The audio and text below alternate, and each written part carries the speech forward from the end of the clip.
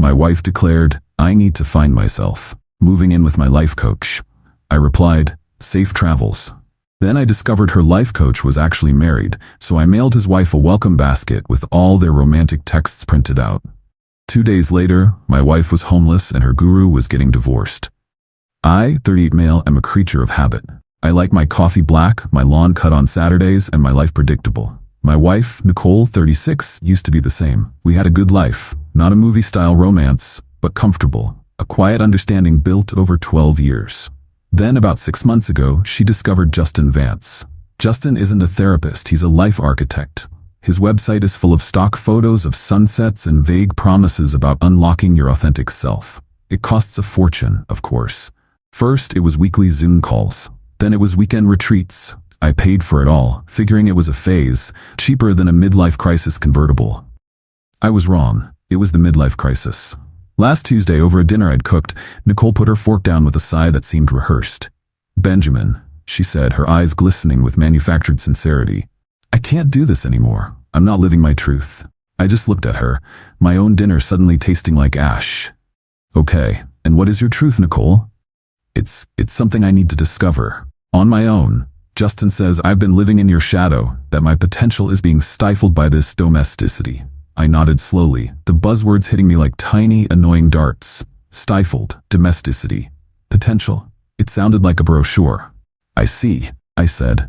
So what's the plan? She took a deep breath, like she was about to jump off a cliff. I'm moving out. I need to find myself. Justin has a guest suite, and he's invited me to stay there. It will be an immersive experience to fully deconstruct the old me and build the new. I stared at her, and in that moment, I felt nothing and everything all at once. There was no screaming match in my head. No pleading, just a quiet, cold click as a final door shut. I had watched her drift away for months, watched her parrot this man's empty philosophies. This wasn't a surprise, it was a destination. Okay, I said. Nicole blinked, thrown off. She was prepared for a fight, for tears, for me to beg. My compliance was not in her script. Okay, that's it? She asked, a flicker of irritation in her voice. I'm not going to hold you captive, I replied, taking a sip of water. If you need to leave, then you need to leave. Safe travels. She left the next day, packed 3 oversized suitcases full of clothes I'd bought her. As she was leaving, she paused at the door. I'll call you when I'm settled. We can figure out the stuff. I just nodded. Take care of yourself, Nicole. She walked out, leaving a void in the house that honestly felt more peaceful than her presence had in months. But peace doesn't last. That night, I started doing some practical cleanup. I canceled the alert on my credit card for a high-end department store she frequented. While doing so, I saw a recurring charge I didn't recognize. The Artisan Bean Club, a gourmet coffee subscription. We drink instant. Curious, I logged into the account. The password was, predictably, Justin Vance, 2024. The subscription was for a bi-weekly delivery of single-origin pour-over coffee. The delivery address wasn't a commercial building. It was a large, single-family home in a very nice suburban neighborhood. A quick search of public property records for that address gave me 2 names, Justin Vance and Catherine Vance, his wife. A sick, hot feeling washed over me. It wasn't calm clarity. It was the physical sensation of betrayal. For a moment, I had to sit down. My heart was pounding. This was real. Then, I remembered the old iPad we kept in the study. We'd bought it years ago, and Nicole used it for a while before getting a new one. She never bothered to wipe it. I turned it on, connected it to the Wi-Fi, and my stomach dropped. The little blue iMessage icon had a red notification bubble with a number so high I couldn't count the messages. They were all there, synced from her phone. A complete, unabridged history of their karmic connection. I didn't just screenshot them. I sat there for what felt like hours and read the promises, the inside jokes, the plans for their future, the critiques of me, my job, my life. It was a meticulous demolition of our marriage. When the anger and hurt subsided, something else took its place, a cold, methodical focus. I printed every single page at my office the next morning, 37 pages of high-resolution color. I went to a store that specializes in gift baskets. I picked out a very nice wicker one. Inside, I placed a bottle of expensive champagne, 2 crystal flutes, a box of gourmet chocolates, and a small, scented candle that smelled like new beginnings. Tucked underneath the champagne, I placed a crisp, white envelope. Inside were the printed text messages, neatly stapled. On the gift tag, I wrote in my best cursive, Catherine, welcome to the immersive experience. I thought you might want to see the curriculum. Cheers, Benjamin. I paid for a courier to deliver it that afternoon. Signature required. It's been about 12 hours now. I haven't slept. I'm just drinking my black coffee and waiting for the other shoe to drop. Update 1. The silence broke not with a shriek, but with a choked, panicky phone call. It came yesterday afternoon while I was trying to focus on work. It was Nicole. Benjamin, you have to help me, she said, her voice strained. She was trying to sound calm, but the panic was bleeding through. I could hear the generic chatter of a coffee shop in the background. What's the problem? I asked, keeping my voice level. Catherine, she knows. She got some kind of package. She confronted Justin last night. I've never seen anyone so cold. She didn't yell. She just told him to get out of her sight. That sounds like an issue for Justin, I said. It's an issue for me. She snapped, her composure cracking. I was in the guest suite, packing a few things, and a woman I've never seen before knocked on the door. She said she was Catherine's lawyer. She told me I was trespassing on private property and that I had 1 hour to remove my belongings before they would be disposed of. Benjamin, she had a police officer with her. So, not a lawn full of clothes, something much colder and more efficient. I almost had to respect it. That sounds stressful, I said, repeating my line from a hypothetical conversation I'd had in my head. Don't you dare, you did this. Justin said you must have sent it. It was vindictive and cruel. Nicole, let me be very clear, I said, my own patience wearing thin. You chose to move in with a married man without telling me the full situation. I simply provided his wife with the information you chose to withhold. That's not cruelty, it's clarity. Your choices led you to that guest suite. Her choices led her to call a lawyer. My only choice was to stop being a fool. But I have nowhere to go, she cried, the entitlement finally boiling over.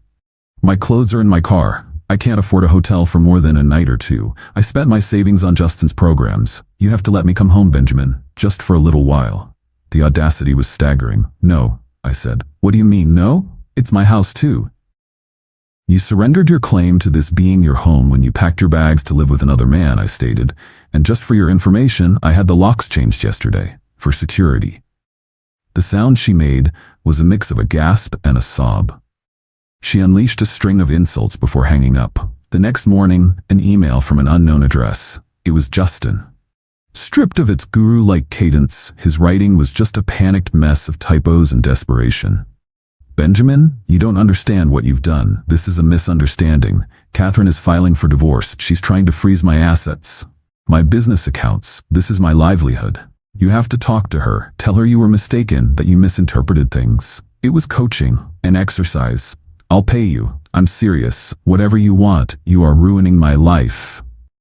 He thinks he can buy my integrity after his was proven to be worthless. I saved the email and the original voicemail he left later that day. My lawyer will love them. Nicole has been burning up my phone, alternating between begging and threats. She's staying with a friend who is clearly getting tired of her. She demanded I transfer her $5,000 for emotional distress and relocation costs. I replied with a screenshot of the credit card statement showing the thousands I'd spent on her life architect. She just sent back a single text, "You will regret this." The peace and quiet is gone, replaced by the low hum of incoming fire. But I'm ready for it. Update 2. The last 2 weeks have been an education in weaponized entitlement. Regret for Nicole, it seems, means trying to dismantle my life. It's been ugly, and I have to admit, deeply unsettling. She made good on her threat. The social media smear campaign began. Long, rambling posts about being a victim of coercive control and financial abuse. She painted a picture of me as a soulless automaton who crushed her spirit. She was careful not to mention Justin's name or his marital status, of course. To an outsider, it looked bad. A few of our mutual friends sent me concerned messages. My own sister called to ask if I was okay. My first instinct was to fight back, to post the texts, to expose her publicly. But I forced myself to stop. My lawyer, a sharp woman named Samantha, advised against it. Let her scream into the void, Benjamin. We'll respond with facts in court. It's the only venue that matters. So I went silent. It was one of the hardest things I've ever done, knowing what was being said and not defending myself. It felt like I was letting her win. Instead, Samantha drafted and filed the divorce papers on grounds of adultery. We sent them to Nicole's new temporary address. The day she received the papers, the dirty tricks escalated. She tried to use our dog, Buster, as a pawn. She texted me saying she was coming to get him, that he was her emotional support animal. This was the only time I truly felt a surge of pure rage. I had to walk around the block 3 times before I could reply. Buster is chipped in my name, I pay for all his bills, and you haven't walked him in a year. You are not welcome on this property. If you try, I will call the police and show them your previous threatening text. She actually showed up. I saw her car on my doorbell camera. She just sat out there for 10 minutes. My heart was in my throat. I sat on the floor with Buster, my hands buried in his fur, just trying to breathe. That was my most vulnerable moment. She finally drove off. Then came Justin's move. He sent a cease and desist from his lawyer, accusing me of harassment and tortious interference. Samantha laughed. It's a scare tactic from a man who is drowning. But the move that truly hurt came from my mother-in-law, Pamela. She called me, her voice thick with disappointment. Benjamin, Nicole is in a terrible state. She told me how you just shut down and threw her out. Pamela, I said, trying to keep my voice steady. You don't have the full story.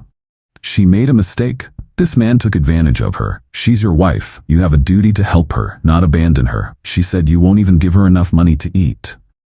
My duty to her ended when I read her plans to build a future with another man.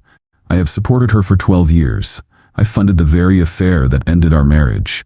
I will not be funding her life after it. I never thought you could be so cold, she said, and hung up. That one stung. It made me doubt myself for a whole evening. Am I a monster? But then I thought about the texts, the casual cruelty in them, the disrespect. My resolve hardened. They see me as the villain because I refused to continue playing the part of the fool. So I decided it was time to stop just reacting. I found a few online forums for people who had been scammed by self-help gurus. I wrote a long, detailed, and anonymous post about the Vance Life Architecture methodology. I didn't use names, but I described his specific manipulative techniques, his fee structures, and the way he fosters dependency. I exposed the fraudulent nature of his certifications. I also had Samantha forward the email and voicemail from Justin where he offered me a bribe to Catherine's legal team. Her lawyer's reply was curt, "Thank you for this. It has been added to the file for consideration in our client's proceedings." It wasn't a checkmate. It was just moving a few crucial pieces across the board. Now we see how the game plays out. Final update. It's been half a year. The divorce was finalized last month after a drawn-out, ugly battle over assets that cost me far more in legal fees than I ever anticipated. The noise has finally faded, and what's left is a quiet I haven't known for years. It's a quiet I've had to fight for. My revenge wasn't a single perfect explosion. It was a slow, grinding war of attrition, where I simply held up a mirror to Nicole and Justin and let the world see their reflections. The forum post didn't go massively viral, but it gained traction in the right circles. A small online magazine that covers wellness scams picked it up. A few other former clients of Justin's came forward, validating my anonymous account. His business didn't implode overnight. It withered. His reputation became toxic. I heard he tried to rebrand as a masculinity coach, but the podcast he launched got 3 episodes in before fading into obscurity. The bribe attempt, I learned through the legal discovery process, was devastating for him in his divorce. Catherine got the house and a majority of their liquid assets. She moved on, a quiet and formidable victor. Nicole's trajectory was a masterclass in refusing to accept reality. She fought the divorce settlement tooth and nail. Her lawyer, likely working on contingency, tried to argue for lifetime alimony based on her emotional distress and damage potential. It dragged things out for months. We settled out of court. She got what she was legally entitled to from our shared assets, which, after her own legal fees were deducted, was a fraction of what she expected. There was no windfall. I saw her once about a month ago in the parking lot of a hardware store. She was getting into a beat-up sedan. She looked stressed, arguing on her phone. She didn't have the authentic glow from Justin's brochures. She just looked like a normal person having a bad day. Our eyes met for a split second.